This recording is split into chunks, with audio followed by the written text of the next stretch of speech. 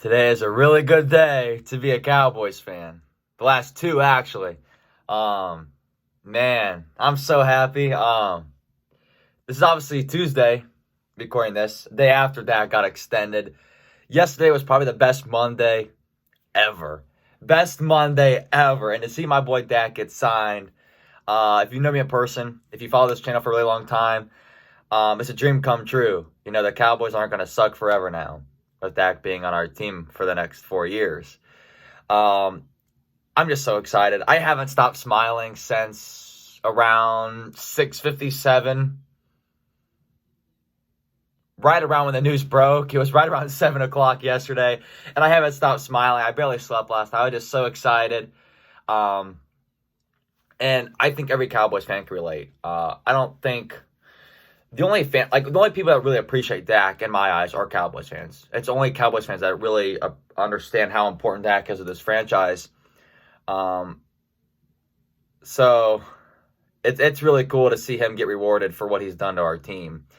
And I just said I didn't want to talk about it last night. I was just so happy. I was like, you know what? I'm in such a good mood. It's time to celebrate. I'm not going to sit down, record a video, have to edit it, and then have to make a thumbnail. I'm going to do that tomorrow. Today is a celebration. And that's what I did yesterday. That's why I didn't make a video. But today, I'm just glad we got the deal. It's like we signed the extension, worry later. I don't care about the cap right now. All I know is Dak's our quarterback. And that fixes half our problems.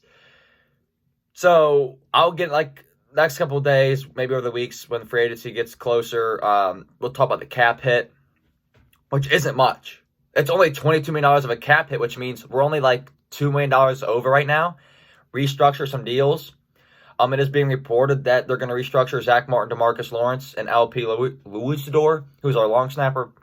They're going to restructure their contracts, which will free up $36 million in cap, which means we'll have it right around $34 million. Plus, we can restructure a couple of other guys like Zeke's and Jalen Smith, which can create up to $10 million for the two combined, so about $5 million apiece. Which means if we restructure 4 major contracts, to be honest, that benefit the player and the team and turn into signing bonuses, it frees up almost $50 million in cap space, which that's why the thing about the cap, the cap hell, or when teams are cap hell, it's really a false narrative. It all depends on how the contracts are structured.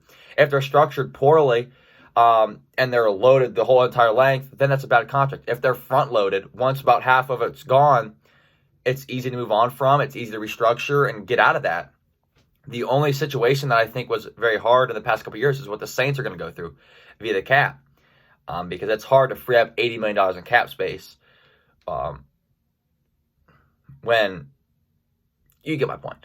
But other than that, we're not here to talk about contracts. We're here to talk about Dak's contract. 4 years, $160 million, 126 guarantees, a $66 million signing bonus, and we ended up tagging him, which means it will only take around $22 million on the cap hit for this season because we tagged him and then signed him.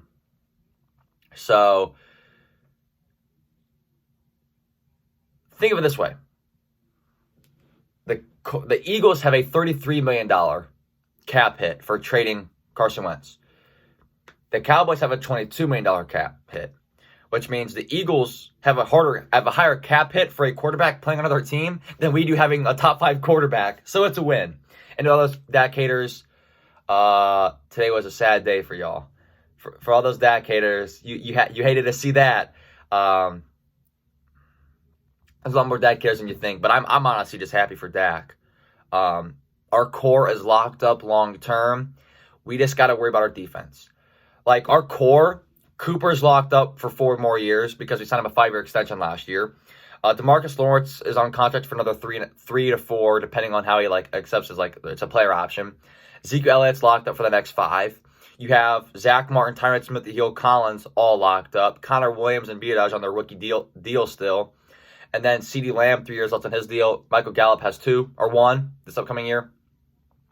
So it'll be really exciting to see that our offensive core. We have Jalen Smith, who's locked up, along with DeMarcus Lawrence. And then Leighton Vander Esch is going to have to get paid next offseason, which it may not be that pricey because his injuries and the longevity. He's not going to get a lot of guaranteed money. And then whoever we decide to sign this offseason, I'm going to make a lot of videos soon. I'm going to make a video within hours after making this one talking about what is going on in the situation of this channel. I actually sat down to make a video about 3 days ago, but I never finished editing it. And now it's kind of outdated because Dak got signed. It's a whole nother energy, ready to get back on the grind. But in Dak news, this is going to be one fun season. I'm not one of those Cowboys fans that brings up the past via like before I was born. So like I wasn't alive when the Cowboys won 5 Super Bowls, so I don't bring that up. In my lifetime, I've had the heartbreaks. I haven't had any success in my lifetime as a Cowboys fan. The 07 season, 14, 16, 18 heartbreaks. All I know is on paper, this is the most talented team of the decade. Not just Cowboys. On paper, this is the most talented team of the past decade offensively. No other offense can compete.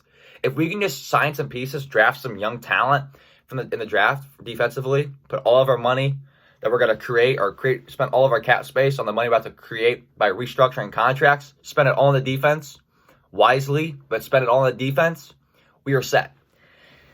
I think the 2021 Cowboys will be the next 2019 San Francisco 49ers, but on the offense side of the ball. Just going to blow up, win a Super Bowl, or go to the Super Bowl and the Cowboys will win it. There's no other team in the NFC that's going to come close other than the Packers. The Packers also have a lot of cap problems themselves. The Bucks, who knows who they're going to be able to bring back? The Saints, that team's going to be totally different. You look at the Packers, like I said, a lot of question marks. A lot of their stars, like Aaron Jones, a lot of other like free agents that are going to hit the market on the defense side of the ball on that offensive line. I do not think that there is a team in the NFC that will be able to compete other than the Bucks, depending on who they bring back, in my honest opinion. So, that one's for Dak.